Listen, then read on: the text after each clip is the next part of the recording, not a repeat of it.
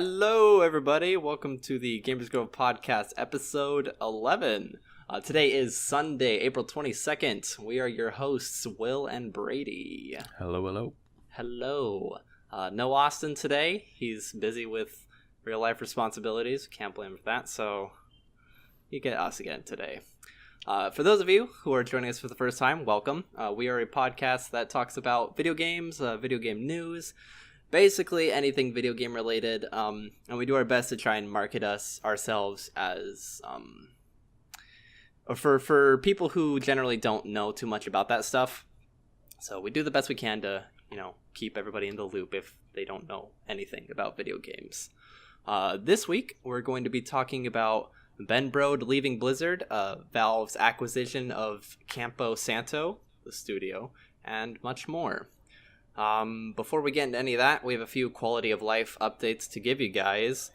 So first and foremost is a personal one for me. I just recently got a job at Treyarch, and so that means, so that means a couple things. First and foremost, it means that we're not going to be talking about any of the Call of Duty rumors that have been coming out. I'm under a fairly strict NDA. I don't want to risk anything, and so we decided the best course of action for that going forward is we're just not going to talk about it on the podcast. That doesn't mean that Brady and Austin won't write articles about that stuff. They are free to. I personally won't be participating in any of that, and it won't appear on the podcast at all. It also means that my own article writing is going to be on a big halt because I'm working very long hours most of the week, so I don't really have time, unfortunately, to write anything. Kind of bums me out, honestly. I had a lot of big things planned, but we'll get around to it eventually. It's just, for now, for myself, that's going to be put on hold until further notice. And secondly, we, in our last episode, mentioned the Dauntless Open Beta. We figured out when that is happening. It is happening May 24th. So if you were here last week and you want to check out that open beta, that is when you can do so. If you don't know what we're talking about, I'll have a link to Dauntless again this week. So before we get into any of our news stuff, we're going to do as we always and talk about the games we've been playing. So, Brady, what have you been playing? All right, so this week, it's a little throwback, but Austin and I have been playing a game called Warframe a lot. Warframe it's a third-person action RPG that's like Destiny but better. It's not, there's like some open world parts they've recently added and they're trying to add more, but it's primarily like mission based, and it's a lot of grinding, just like that any other kinds of those games. And yeah, I don't know, it's like does what it intends to really well. The developers listen to everyone. They help out and just interact with the community really well to see what they want and what they don't like. We've mentioned before on the podcast about them like taking away microtransactions because too many people are using it. But yeah, it's just an awesome game to play. It's free to play too. I think I said that, but so anyone could pick it up. And I know Will's played it a lot. It was like all three of us and a couple other people played a lot back, like 3 years ago, maybe. Like it's been quite a while, and awesome game. Highly recommend. Anyone could pick it up on Steam or the website. But then the other game I've been playing, same with Will, is Heroes of the Storm, and we've played this game a lot in the past, and we have a good history with it. It's pretty much Blizzard's MOBA. It incorporates all the characters from all of their games, even Blizzard Classic games, into the online battle arena. Yes, it's just real quick. If you don't know what MOBA stands for, it is Multiplayer Online Battle Arena. It's essentially there's 2 teams of 5, and they kind of battle against each other to destroy each other's bases. That's the gist of it. Yeah. Continue. So since we've played, they've added a lot new characters. They add a new hero. They're called about like every 3 weeks, I think. Maybe even 2 weeks now. But they're really streamlined. Yeah, they're really streamlined, and they do a really good job about adding content in, unlike some of the other games. But yeah, it's free to play too. It's such a great game. We have so many hours in it just because they do such a good job about like putting in details from other games like into this game that you could play. Because I mean, they put in characters from other games that you don't necessarily get to play in that game, like Malthael and Diablo, or I don't know, some Phoenix and StarCraft. Yeah, you get to live out your fantasy and be just about any Blizzard character you ever want, and exactly, it is really cool. And also, I could say this is probably the one game I can confidently say. This isn't true anymore anyways, but we were really good at this game. Like, we were actually good. Not anymore, but we're a little used rusty. To be very good. Yeah, when we tried to play it, like, we decided to... Because I think we saw the announcement for Deckard Cain's going to be in it, and this is something that everyone's been waiting for a real long time, so we're like, all right, we got to, get up to speed and start playing again, so when he comes out, we'll be ready. But yeah, we lost like our first like 5 games. Like, we were so rusty, and like there's no like MMR DK or anything in it yet. So we're like back where we were when we stopped playing, which is like our peak. So see, it's pretty rough. That's part of the problem too. Is they're matching us up against players who were at our skill level when, like Brady said, when we were at our peak like months ago. So it's a train wreck. It's kind of frustrating, really, because like in my head I know what to do. Like the knowledge is still there. Like I know like what to play, and like you kind of retain that information of what to do and what not to do. But for some reason, I just do it anyways, or like I don't know. Like, you make the small mistakes, even though like after you do them, you're like, I should not have done that. Yeah, exactly. But then something for the new players that's good to mention is, unlike other MOBAs, Blizzard has like a talent system where the talent system where they don't use items, but there's at certain levels you pick talents, and that acts as like the item replacements. And also there's more than one map you could play on. Each map has different objectives. There's like a map rotation that goes in and out because there's so many. They're all pretty good. There's a couple that are bad. Yeah, they're just bad. No, I mean, I'm sure some people like them, but overall they're all awesome maps, and they all, and like each map is kind of like different theme for a different like Blizzard game in the Blizzard universe. So it's if you want to live out your fantasy of playing Thrall or some character in another Blizzard game that you love, Heroes is a good game for you. Just to jump on that real quickly, something we kind of noticed, or Brady noticed a bit, I kind of did too, but the heroes right now at least seem kind of all fairly decently balanced. So like it's not like, if with anything, like there's a meta to games and certain things just aren't good calls. Like right now it kind of seems like there's nothing, like no hero you could pick is gonna like ruin you, so you really can just like live out your fantasies and play whoever you feel like playing and get a good time out of it. If you want to get like more into the meta and stuff, they have the HGC every weekend, just like the Heroes Global Championship, just like the Overwatch League. It's, I mean, not just like it, but it's similar, and it's every weekend on Twitch. You could watch them. Highly recommend. Good, entertaining stuff. Very. All right. Well, I have been playing some Far Cry 5.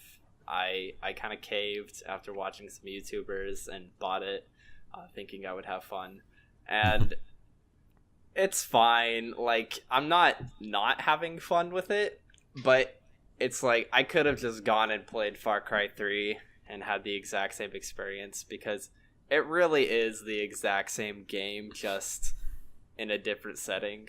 Really? I feel like that's most of the Far Cries, though, in a way. Honestly, yeah, it's kind of their thing. I don't like Ubisoft, I guess, struck gold with the formula. Oh, sorry, I'm getting ahead of myself. For those of you who don't know, Far Cry 5 is a first-person action shooter, with a little bit of RPG, I guess. Open world as well. Basically, you run around and you kill bad guys. And it's very crazy, it's very ridiculous, over the top, but that's what makes it fun. But yeah, so like, I don't know, I guess like Overwatch, Ubisoft Ubisoft figured out a good formula for like a gameplay loop, and like it is fun, but it's just that they haven't like really tried to innovate it in, since like Far Cry 2, honestly. Yeah. Like they all, like every Far Cry game, at least definitely from 3 onward, has like all the same elements of like a hyper charismatic villain, a trippy drug scene, things like that, like taking over enemy camps and liberating them, stuff like that. Like they're all kind of the same, and it's whatever. Yeah. It's still, it's like it's okay. It's kind of fun. I definitely got this one because like the setting was interesting. It's actually set in America this time. Mm-hmm. Ubisoft stirred up a lot of controversy initially when this like game first started getting announced, because people were like, "Oh, you're killing Americans this time, huh?" Like, it's okay when it's like different people, but yeah, right. Typical American point of view. Yeah, it's okay to mass murder other people, but you can't do that in America. But yeah, so it stirred up a lot of controversy, and it is a very politically pointed game. Obviously, like it takes it to the most extreme measure, but there is like some very relevant politics in that game.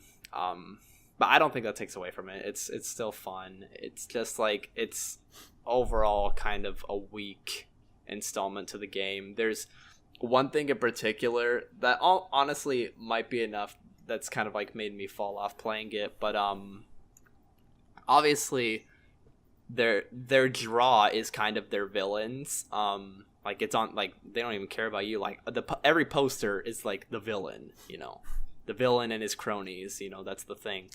So in this one, the way to get you to interact with the villain is these guys sneak up on you and like shoot you with a knockout drug. It's literally, if you get hit by one bullet from these hyper elite guys, it knocks you out, and then you wake up in the cutscene like, "Oh, I've been captured," and Damn. I get more interaction with the villain. And like the first time that happened, I was like, "Whoa, that's pretty cool," But then it happened again, and again, and again, and it's like, okay, at some point, like this is like either I'm gonna kill this guy or he's gonna kill me. Like we wouldn't have this keep happening. So, like, I get it. You need a way to, like, interact with the villain because that's, like, one of the most interesting bits of the game. But, like, doing it like that, at least in the exact same way over and over, is annoying and just uninspired. So, that's my Far Cry 5 rant. Even with all that, I'm still playing it because it is fun. Like, the gunplay is pretty cool and everything. Not a bad pickup. I don't know if it's worth $60, but... whatever. But yeah, with all that, we can jump on over into the news. The first thing we're going to talk about today is Ben Brode, the lead game director for Hearthstone, has left Blizzard. Sad day for the internet community. Ben Brode is a very beloved man in the internet. He's known for his lumberjack-esque flannels and a very hearty laugh. But he really, like, it is a big shame. And honestly, I bet you Blizzard threw so much money at him to try and get him to stay. Because he, speaking of high charisma, like, this guy is, like, you could just, I don't know. Either he's great at selling it or he's genuinely just loves what he does. Because he is always fun to watch, He just really enjoyed what he was doing, and he was great about talking to games, hosting events, all this stuff. He was a cool guy. He really was like the face of a company, I was just gonna say he's a good face for Hearthstone, right? At the time. Even just like honestly though, like no offense to my boy Jeff, but like he was kind of like one of the first people or first guy someone would think of when they think of like faces of Blizzard, because he just he had great energy. He was always having fun no matter where he was. He always brought his A game. He was a cool guy, and like he clearly loved what he was doing, but he left. I have my theories. I think we've actually mentioned this before in one of our episodes, but game developers tend to just like leave big game studios when they get big, because what happens is the general life cycle of a game company is the game company starts out small, like some dudes in their garage making video games. They make a hit, they get big, like they blow up, and then they become more corporate, and things like, it's suddenly not as much about making video games as it is more making money. And most people in the industry are here because, they like making games. Like, if you're in the game industry to make money, it's really the wrong industry to be in, because Definitely. most people do not make money. So, like, you have to really be doing it because it's what you love to do. But yeah, so, like, I mean, Ben Brode being the lead director for Hearthstone meant he was probably just sitting in a lot of meetings and doing stuff like that, like, which I'm sure is fun. He still gets to, like, interact with the game and make decisions on it, but I'm sure he wanted a more actual, interaction with it. Yep. Yeah, because he said that, like, well, he said that he will be making, like, a new company, and they'll probably be making games. But he said that he's looking forward to, like, designing and programming and actually creating things again. These are all, like, quotes from him. I don't want to steal it. So yeah, he's probably definitely getting bored or just wanted a new challenge. Yeah. But I think he was really holding Hearthstone together, because a lot of its community they're all, like, salty, people who think everything's, like, always want changes and stuff. And it's, it's kind of controversial, the topic of, like, the balance of Hearthstone. And he did a good job at, like, managing, like, people's opinions or in the meta and that kind of stuff with Hearthstone.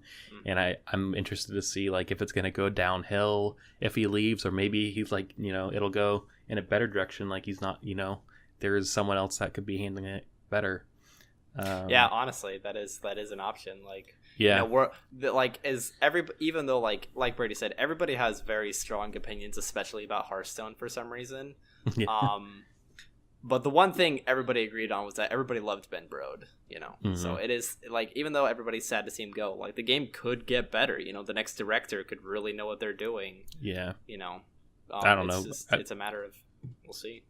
Yeah, but I think what comes to mind is Heroes of the Storm, what's the old game director's name? Start with the D. I don't know, but he was a really good game director. Like, he was always on Twitter, like, responding to tweets on the forums, whatever. And, like, he was the old StarCraft 2 director, Dustin Browder. Dustin Browder. He was fantastic. Everyone just great. He was an awesome guy. Then honestly, I don't even know who the new one is, because he seemed just more like business kind of guy, like, just in the shadows, only comes out for big public events. Like, I don't know, just not as involved and stuff.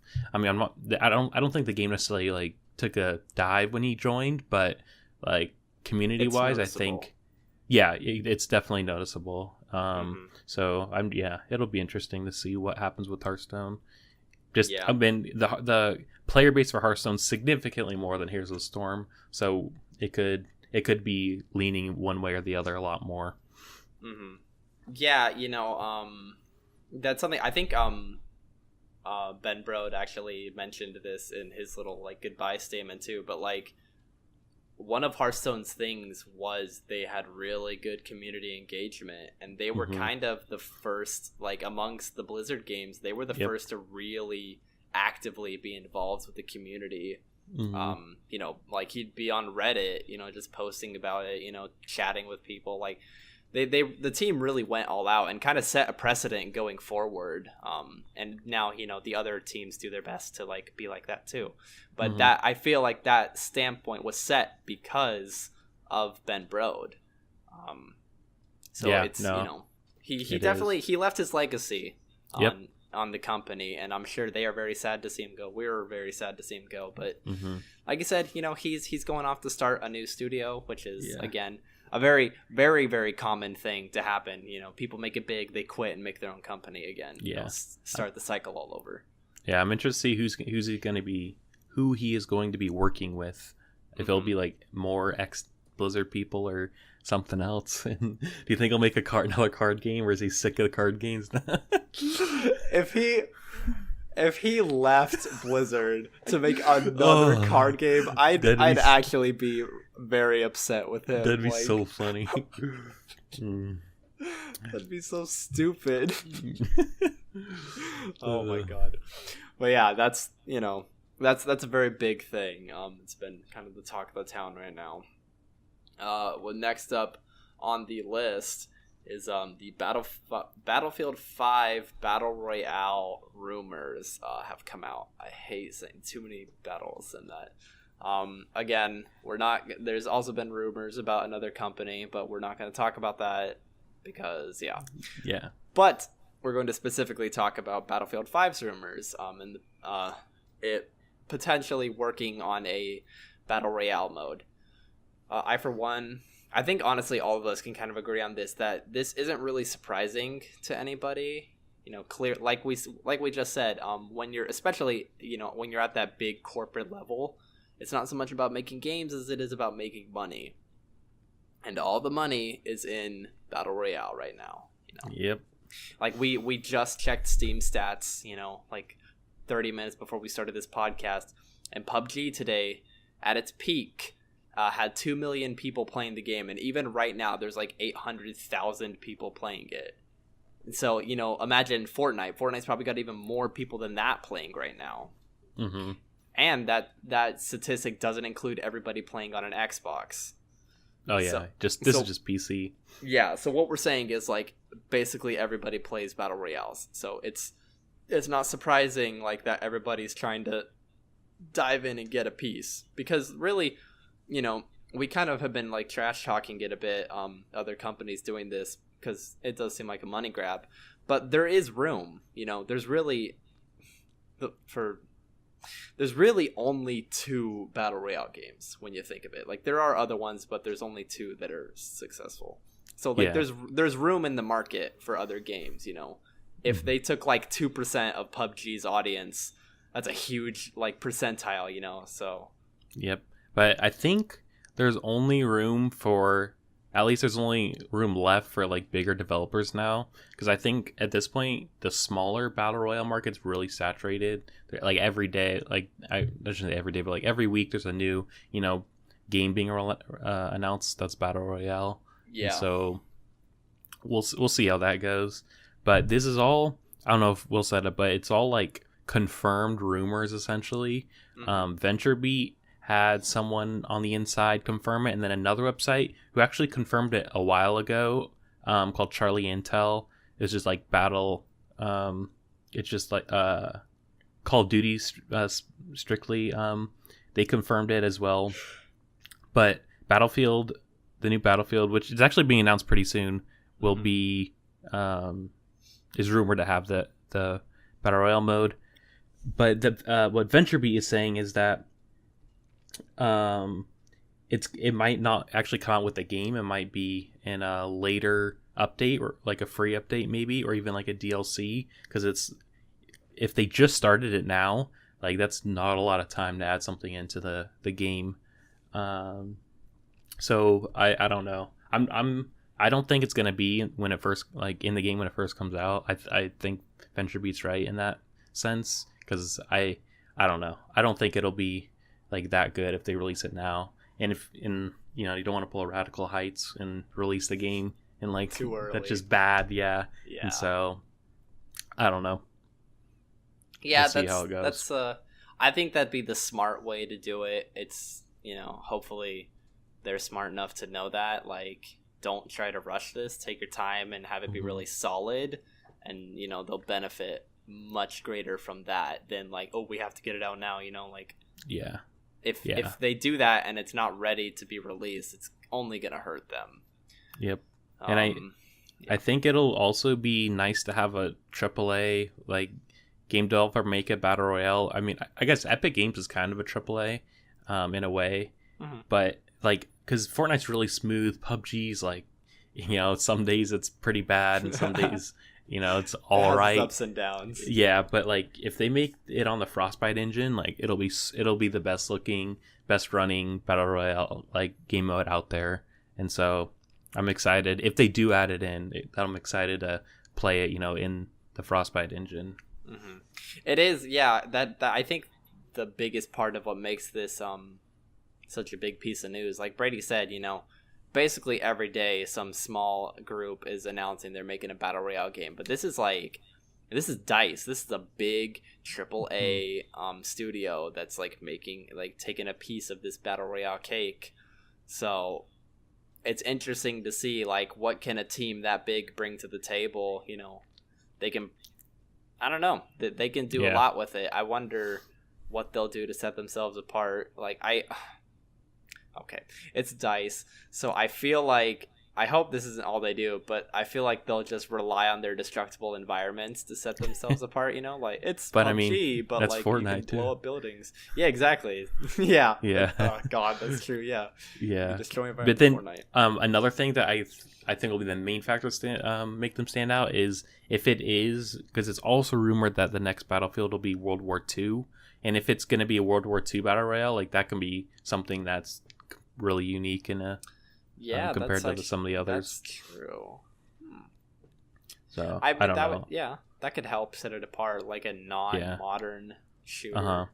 But then I think if they go, like, I'm not a big fan of the Battlefield, the older Battlefield. I've said that previously in the podcast. But if they go like Battlefield 4, like modern, like almost futuristic modern, I think it'd be awesome too. I think it'd be better, but I guess my best guess right now is all this stuff is going to be confirmed at E3. I'm sure that's where every big studio drops their stuff. So we'll probably actually be hearing a lot. No, this won't be at E3 because remember EA's doing their own thing in June or whatever. God, yeah, that's right. So the new Battlefield will be announced at the event in June. I think it's the same weekend as E3 or same week. Mm-hmm. So I guess we'll find out at the same time as E3 either way. That's so petty. I know. I think Microsoft's doing that too, though. Seriously? Yeah, are they not? Like it's like across the street or something? I feel like I definitely remember reading about this a long time ago. I don't remember, but I wouldn't be surprised either. God, that opens up a whole other can of worms. Like, why is everybody trying to leave E3? Whatever. We're not gonna get into that. That's super off topic. but yeah, basically what we're getting at is we're gonna hear more about these rumors very soon. Once E3 or its offspring come around soon. Oh yeah. Next up on our list of news is Valve's acquisition of the game studio Campo Santo. Campo Santo is known for making the game Firewatch, which was very popular. And we also just found out one of their founders is a guy we like called Ollie Moss, who makes some really cool artwork for Mondo. Mm-hmm. Linked. We'll have a link. Some of his, I guarantee you, like, we'll show you a picture of one of his like famous Star Wars posters, and you'll probably have seen them somewhere. Yep. But anyways, they got bought by Valve. The biggest concern initially was they had another game in development. I've already forgotten what it was called. For Gods. In the Valley of the Gods. In the Valley of the Gods. Which looks cool. It seems like a kind of archaeological exploration with Egyptian ruins and stuff. And they do good story games. Like Firewatch was a total it's a, Austin hates the term, but it's a walking simulator, basically. Is the term for it. You don't really do much besides walk around and let the story play out. You have some interaction with it, but overall you're just watching it happen. But yeah, so their new game looked good, and I'm sure it's going to be very good. So Valve bought them. They're moving up to Washington, where Valve is, but they are still working on the game. Yeah, so it'll be published as a Valve game. Yes. Yeah, that is right. Something me and Brady were theory crafting about is these guys, I wish I could remember their names, but the two main founders for Campo Santo were like the lead writers for Telltale's The Walking Dead Season 1, which is arguably like Telltale's peak. their first big game. Yeah, the writing was really, these guys are good writers, and they showed it off again in Firewatch. Like, Firewatch is a very well written game, and now Valve is picking them up.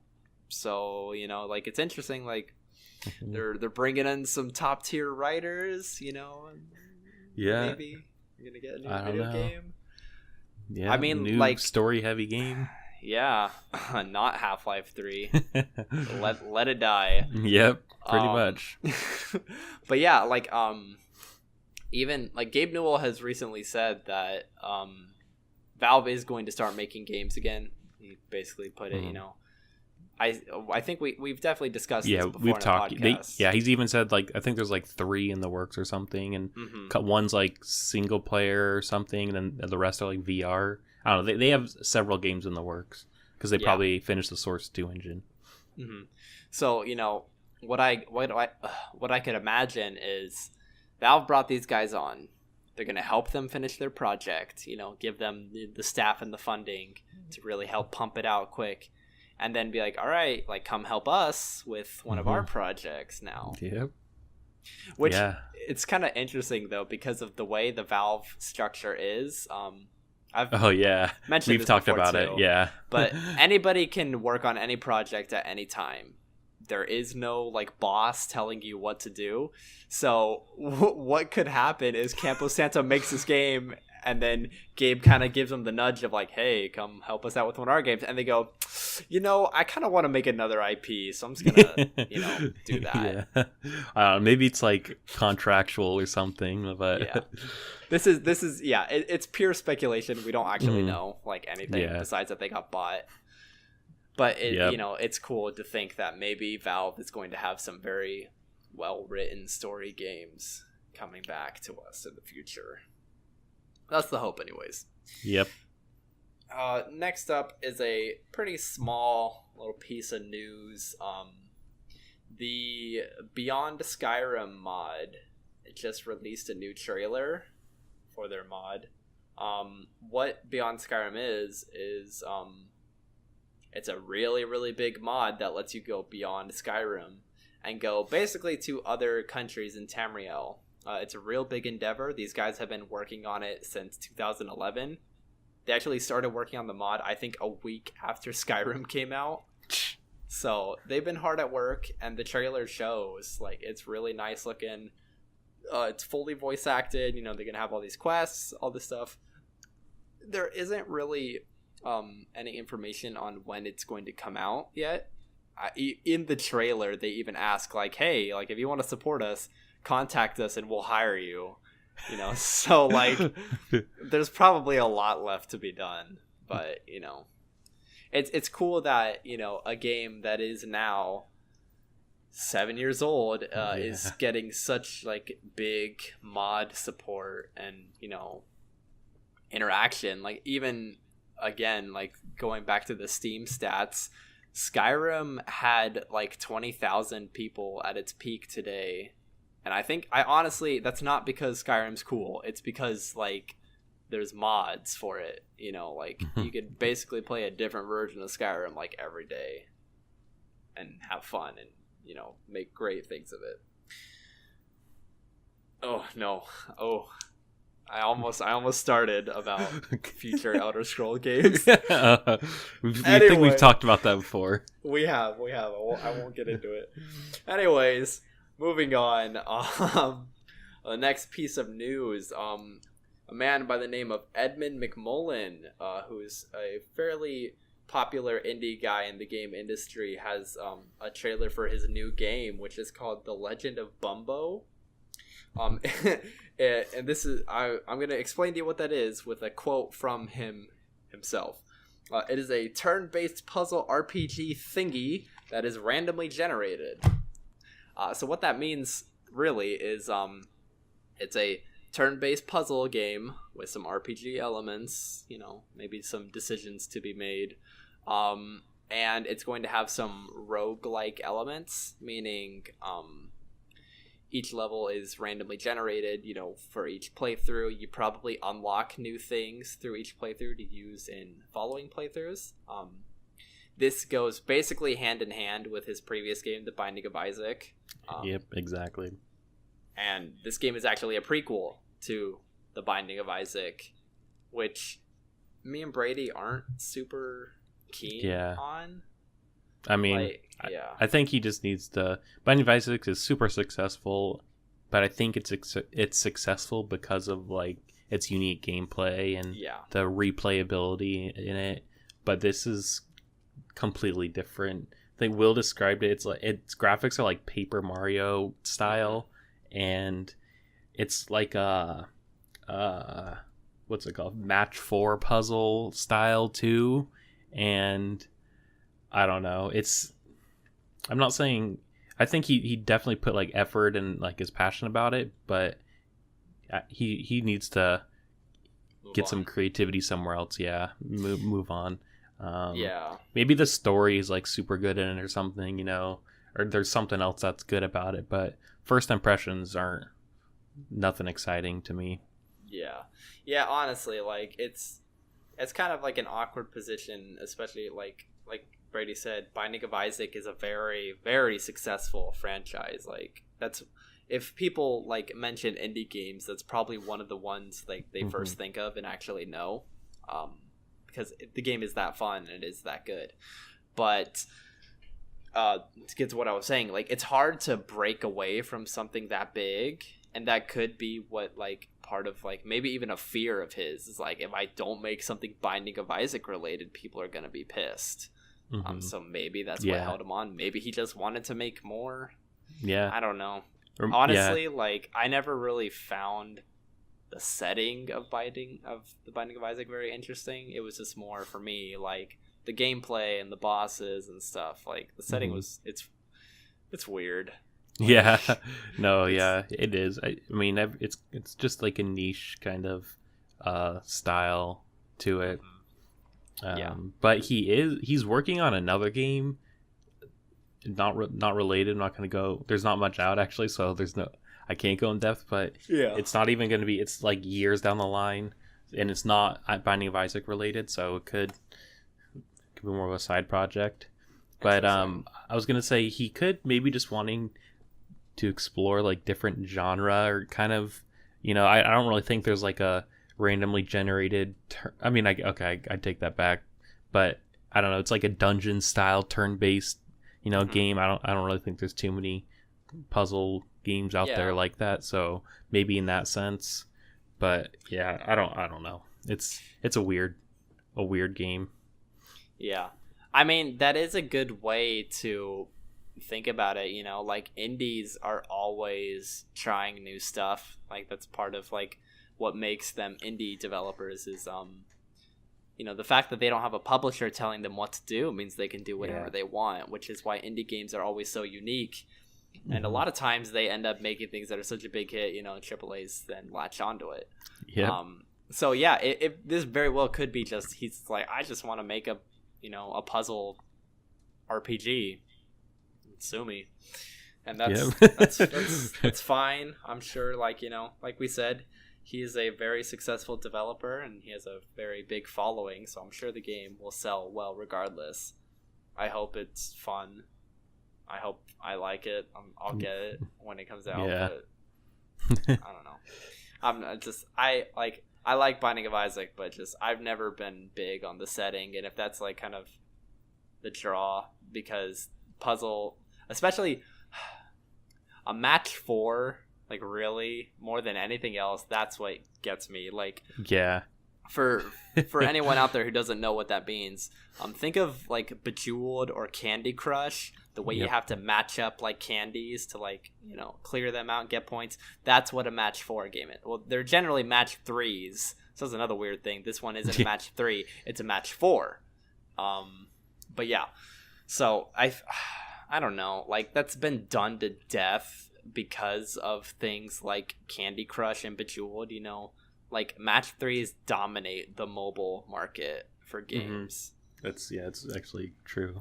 So it's like that. So like why add another thing to that mix, unless like, you know, the fact that it's match 4, you know, there could be a lot more to that, and maybe it's going to really set itself apart and not really even feel like one of those kind of games.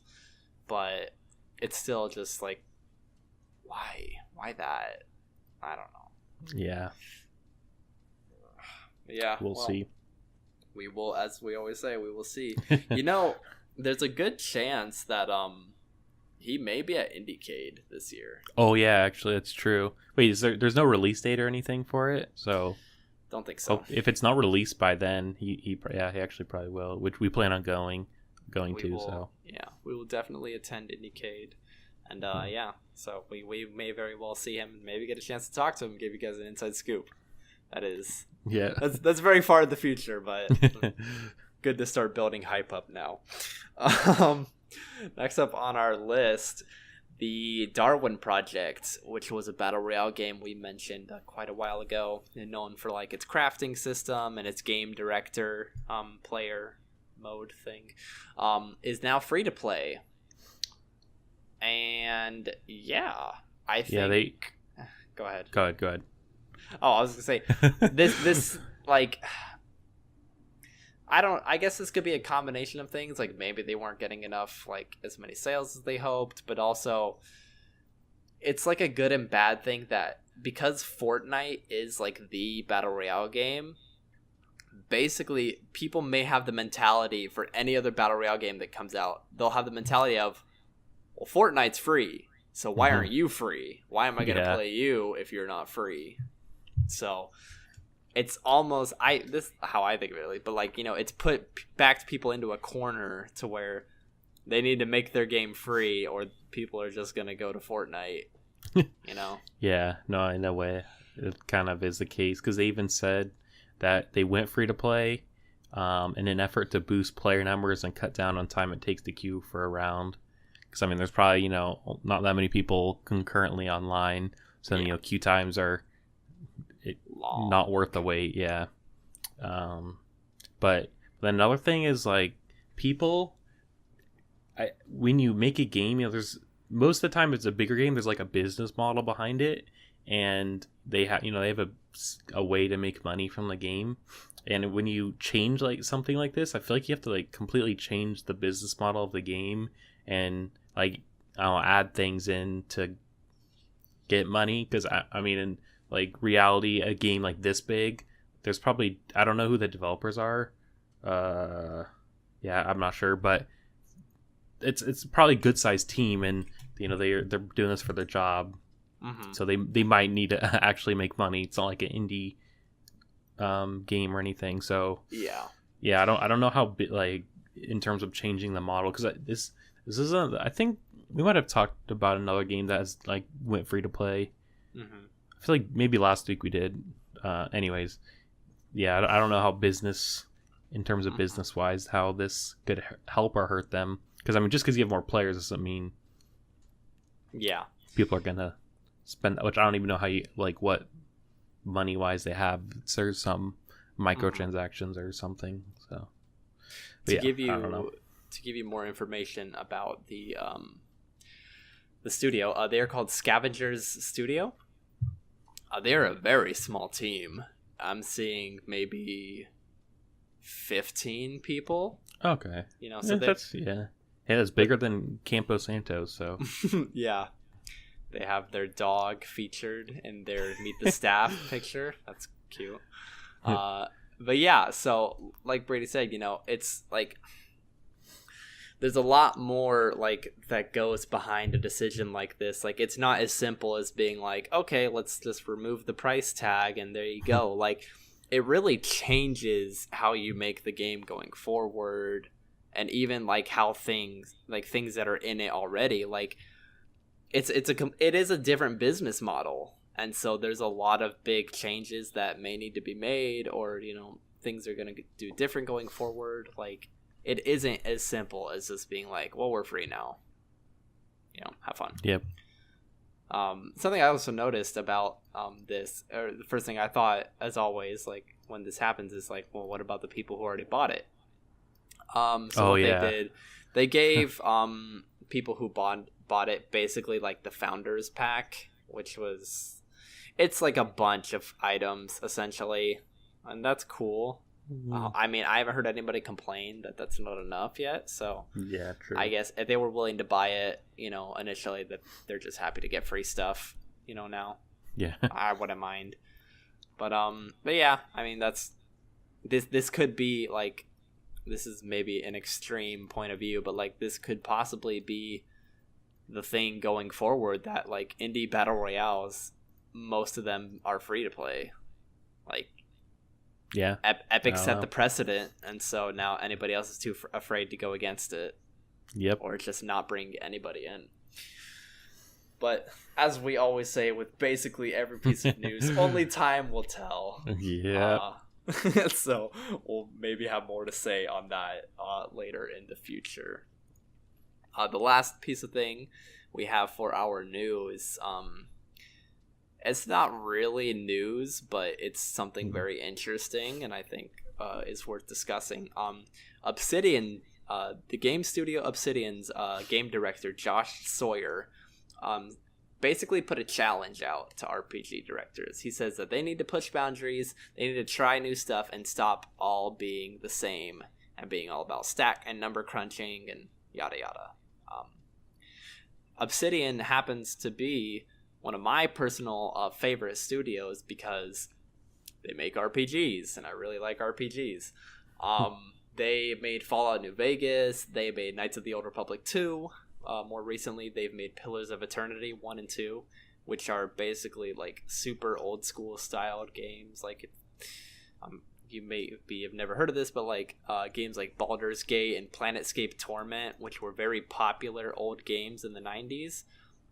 Pillars of Eternity is like a love letter to those kind of games, and they did them very well.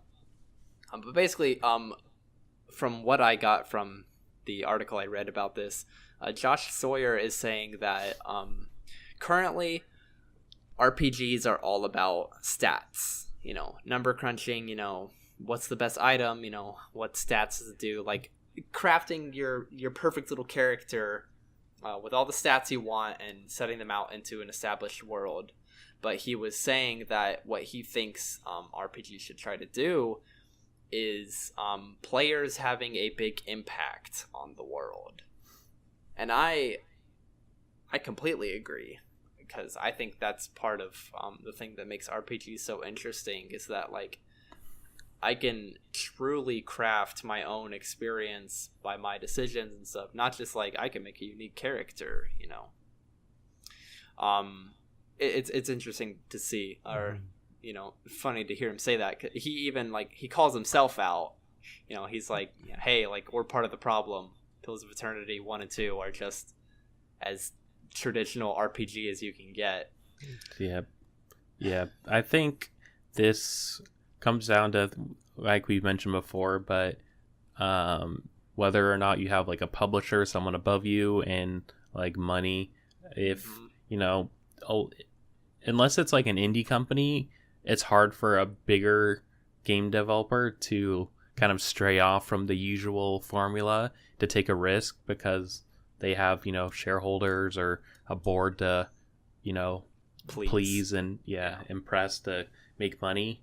So it's hard for them to do, and so I think it's a big call to like indie developers to push the boundaries of RPGs, and I think just in general, games just do things that aren't as formula, or like I guess like this is weird, but like the meta of games, like battle royale, like it's this kind of like the meta right now. That's like super meta, like a meta, like super meta of you to say.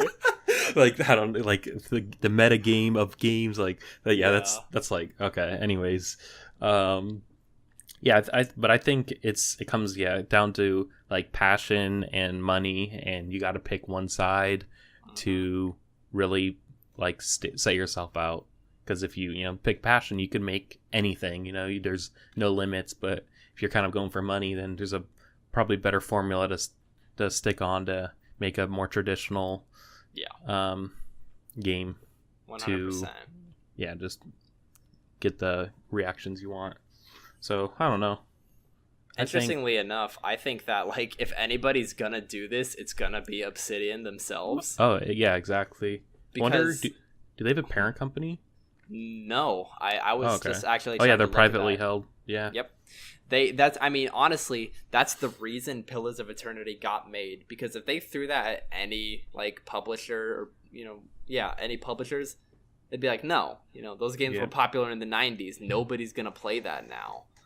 And I mean, they kickstarted that game, like that's how like they got their money for it.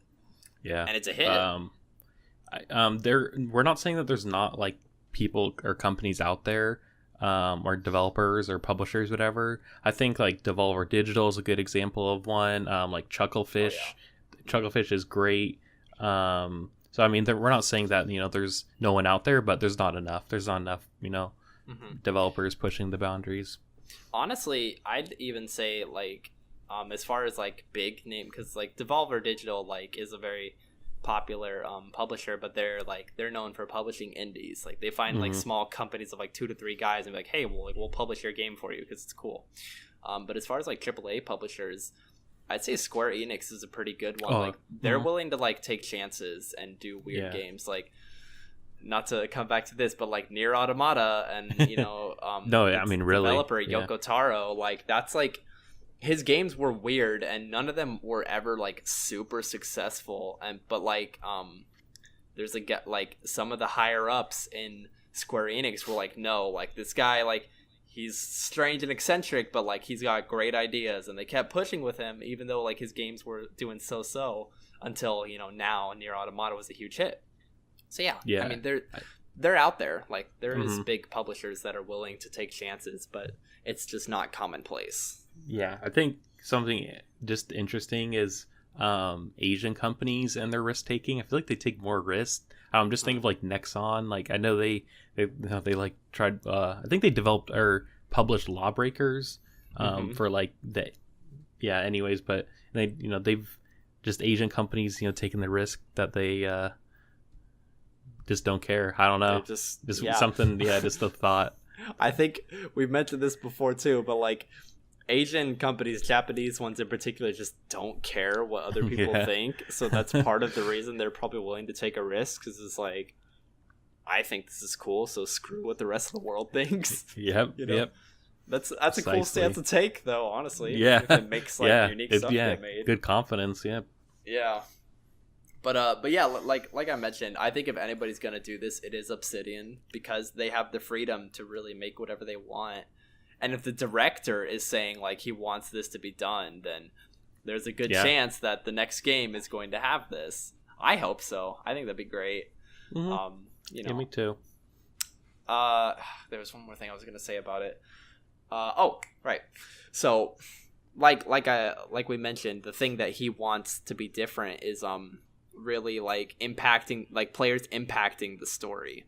And I think the closest any game has ever gotten to this, at least that I can think of off the top of my head, is The Walking Dead Season 2. The ending of that game had, I think, 7 endings that were all pretty damn different from each other. Like I remember finishing it, and I like like I tend to do with like story-based games, like I beat it and then I look up like, oh, what other possibilities were there for endings. And so I read them all and I was like, holy crap, like these are all really different. And so there's, I guess, like, to get around to what I'm getting at is, it's not as simple as just like, oh, let's just make more endings. Because there's a lot of things you got to think about, like choices along the way and branching out into different things, and those all branching out into more things. And basically a lot of games like put on the facade of doing this. Games like BioWare, unfortunately, has become kind of infamous for this, where it's like even Telltale games now do this. It's like, oh, like look at all these different options, like you can go all these ways, but in the end they all loop back to the exact same thing. Yeah. And that like sucks. But something interesting, I can't remember who published it, but I just read an article saying how Telltale is going away from players actually like controlling the stories in their newer games, where you could kind of do things, but it doesn't really impact the game much. Kind of off topic, but I mean, I think they need to stop anyways. So well, yeah, I was just gonna say Telltale's kind of going downhill. I I don't know how They long took ago, on but way too many projects at once. Oh yeah, and I was just gonna say they laid off like a bunch of people too. I don't know when this was, but Yeah. Telltale's on yeah, the back burner. Yeah.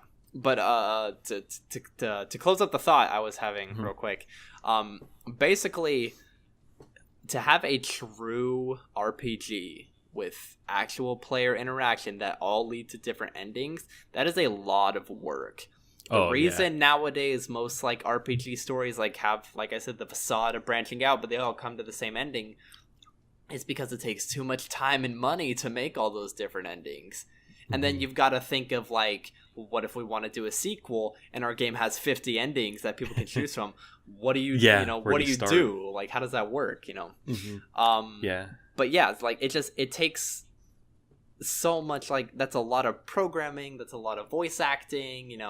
Art and animation. Like, it's just that could add like years onto a project. Yeah. So it's the one thing of like, I think he means well. And of course it's the kind of thing everybody would love to have, but it really is just like, unfortunately, I feel like it's a pipe dream. Like, you can't have a true, fully, player controlled story. Yep. Unless you're willing to put like 30 years into your game development. Yeah. I think something that comes to my mind if you really want that is like D&D. Like, so a good example would be having the DM who's a human being, like dynamically changing the game and, doing things like as it's happening. And that's super hard to do inside a video game. Maybe we could get something in the future with like, AI kind of coming up. But yeah, I just totally agree with it. It's going to take a lot of time if they really want to do something like that. And then like tailoring the next game towards like, depending on how the other game went, like it's so I mean that's a great, honestly I didn't even think of that, but that's a great example of why Dungeons and Dragons is so popular, is because you can do the thing that Josh Sawyer is talking about. I can, if I play D&D with all my friends, I'm crafting my own story. Like, I can make whatever decision I want whenever I want, and obviously the DM like rolls with it and he crafts the story for me. So like that's why people play that game, because it's full player freedom, and that's just nigh on impossible to do in a video game. Yeah, at least right now. Yep. So we'll see. We can hope. Yep. But as usual. maybe Josh Sawyer next week is gonna be like, hey, Obsidian's making a super story player controlled RPG. Yeah, right. He's like way ahead of its time. One can hope. Well, all right. That concludes all of our news for today. We're going to end on our closer of On This Day in Gaming. What that is we're going to mention anything that has happened today in the history of video games. So I will start off. On This Day in Gaming, April 22nd, 2010, Nier was released in Japan. It was released in the United States 5 days later. We figured this was an okay one to mention because Japan, it was like made by, Yoko Taro, who is a Japanese guy. He developed the game in Japan, so obviously it's going to release in Japan first. And it was close enough to the US release date. But anyways, obviously I picked this one because Nier Automata has become my absolute favorite game. I would love to go back and play Nier the first. Yeah, it's that's an example. Funny enough, that's an example of an RPG with like all these different endings. Oh yeah, true. But yeah, so that came out today, cool. So that's pretty cool. All right, so mine's actually tomorrow because as usual I couldn't find anything that related to me, but it's fair. Yeah, so this week in gaming, April 23rd, 2013, Don't Starve was released. Now, Don't Starve, that's actually kind of a good example of a good indie company that made something unique. But it's like I guess I could say an open world survival. It's like a top down kind. It's like top down. I guess it's not really top down. It's more like sideways, but survival, and its art style is super like really unique and it's really cool. Very stylized. Very stylized, and it's like a really hard survival game. I know Austin played this a lot, and if he was here, he'd probably talk more about it. But it's a really hard survival game where you have like a sanity, and over time it kind of dwindles, and you see things, and these monsters that like you see actually like kind of become real. It's very cool. Yeah, it's an awesome game. You should definitely check it out. It's pretty cheap. I think it's like under $20. They also now have the Don't Starve Together, which you can play with your friends. I think that is also on mobile as well. So you're right. Actually, I think it is. So lots of options to play it with friends. It is, like Brady said, it's a very good example of just a solid indie game. That's a lot of fun. Definitely worth checking out. So yeah. Well, all right. That concludes everything for today. Thank you all so very much for listening in. I almost always forget to plug us. You can find us at hey man, whatever. You can find us at GamersGrove.net. That's our website where we post podcasts, our articles, and so on. You can follow us on Twitter at GamersGrove, or at GamersGrove Will, or at not GamersGrove Brady, at Brady House Mafia. There you go. Or Austin at Nowhere. You can find us on phone Facebook. Number description. Yes, I'll put his phone number in there again. I'm sure he'll love me for that. You can find us on Facebook at GamersGrove Media. You can find us on Steam, on Discord. I think that's everything else. The only thing we're missing at this point is an Instagram account. I'm sure we'll get there. Oh yeah, YouTube. Oh wait, we've never. Oh yeah, we have a YouTube. It's kind of weird because this will be on YouTube, so it's kind of but I assume. Yeah, it's funny now. I assume most of the people watch this on YouTube anyways. But yeah, if you're not, you can check us out on YouTube and see our faces and some gameplay footage and images to go along with what we're talking about. I guess on that note, I guess you can, if you're watching on YouTube, you can check us out on iTunes or Google Play, Audio Mac. Yeah, Pocket Cast, like any Android or Apple podcast app. We're everywhere. You can't get rid of us. But yeah, that's everything. Thank you all so much, and we will see you next week.